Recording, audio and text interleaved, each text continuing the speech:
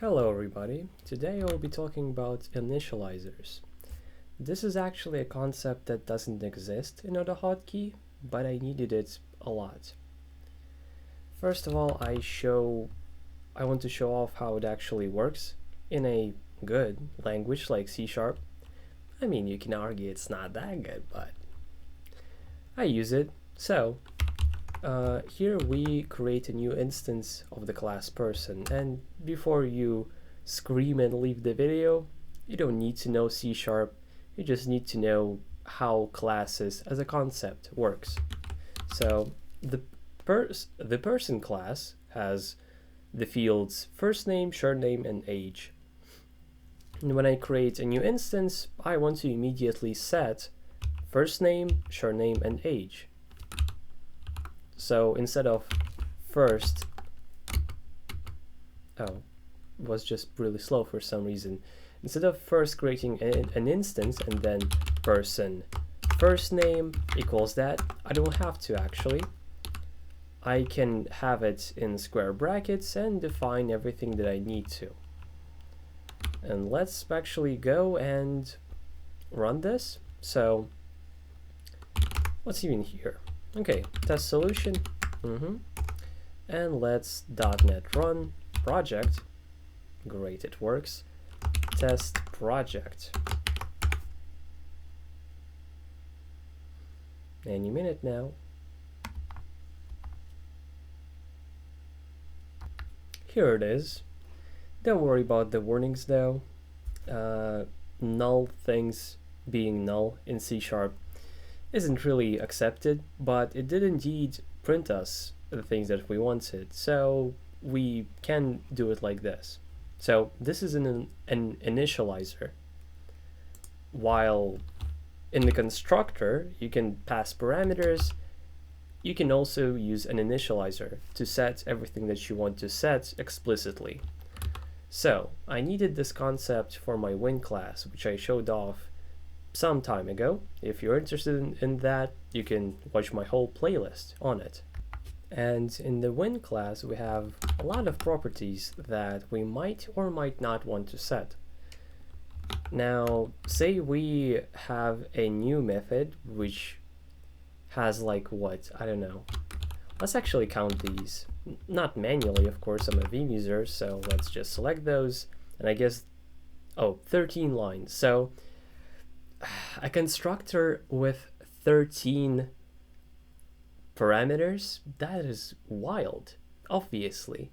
And there's no such thing as method overloading in AutoHotkey. And in case you don't know, it's when you define a method, like multiple methods with the same exact name, but since their parameters are different, maybe the types of parameters, which don't really exist in AutoHotkey, then you can have the same names, as long as the other things, like what the method returns and the parameters that it has, if those are different, the name can stay the same, which is pretty cool.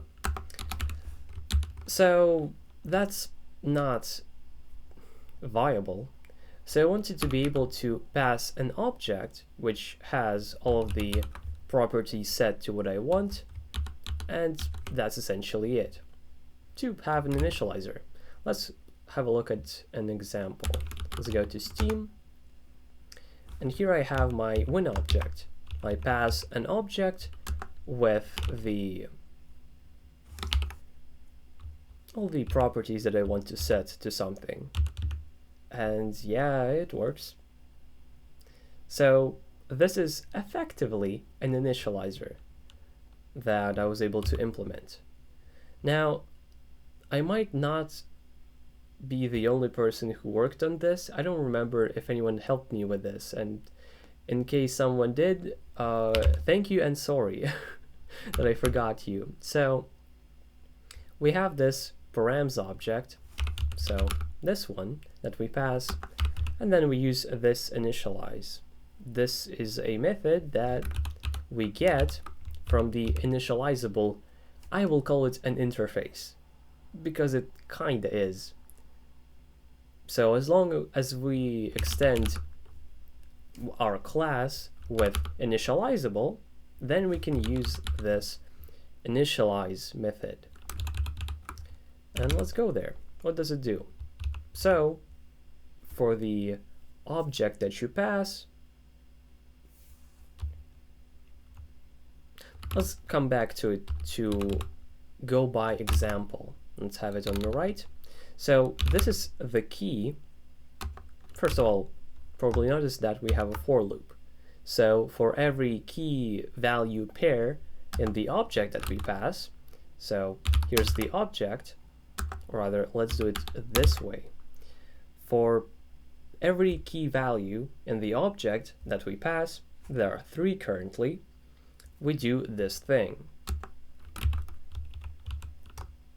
If our class, so when in this case, has the property defined, so when title, and it does have it, then we set that property to the value that we set.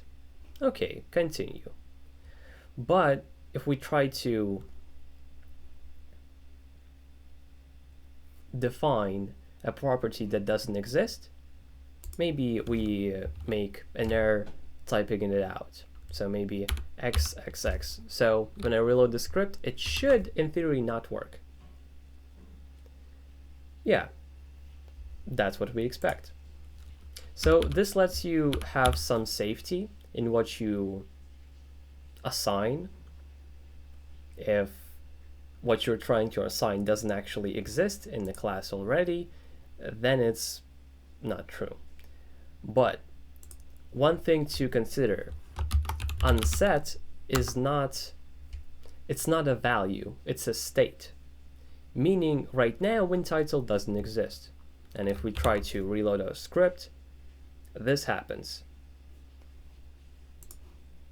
So when it tries to see if this has so if the current class even has this property, then do what we actually want. But if it doesn't, throw an error. In this case, the when class does not have a when title property. By the way, I've been saying property all this time. Technically, this isn't a property, this is a field.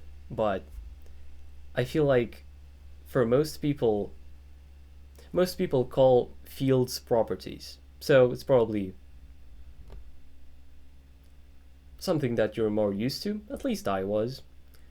So yeah, and this is pretty much the reason why you see so many empty strings here, because if I had unset, then it would be considered as a property that doesn't exist, or a field that doesn't exist.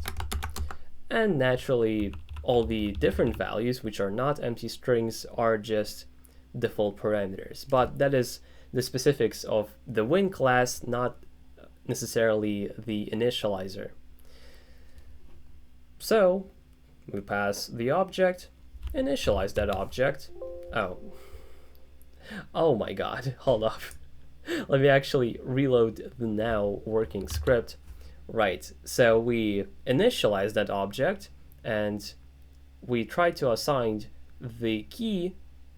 So we see the key as the property of that class and the value of it being the value that we want to assign.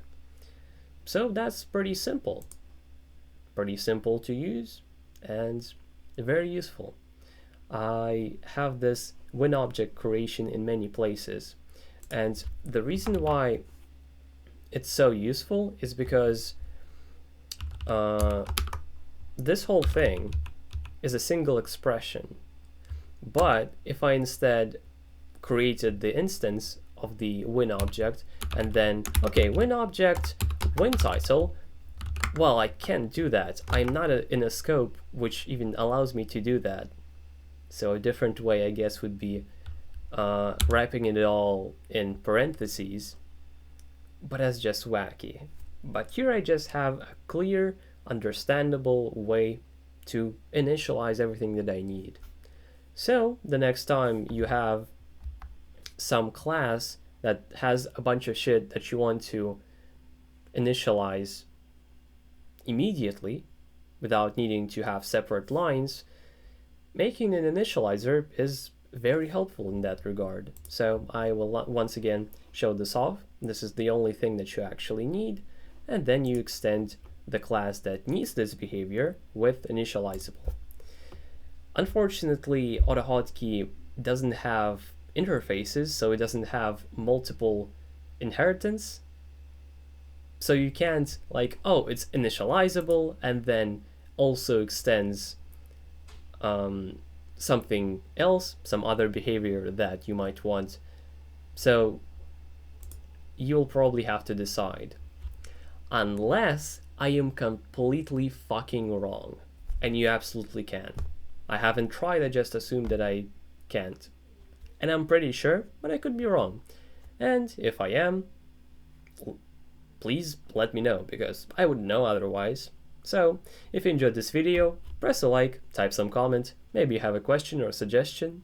Definitely subscribe so you don't miss my content, but most importantly, stay fresh, cheese bags. I'll see you in the next video. Bye bye!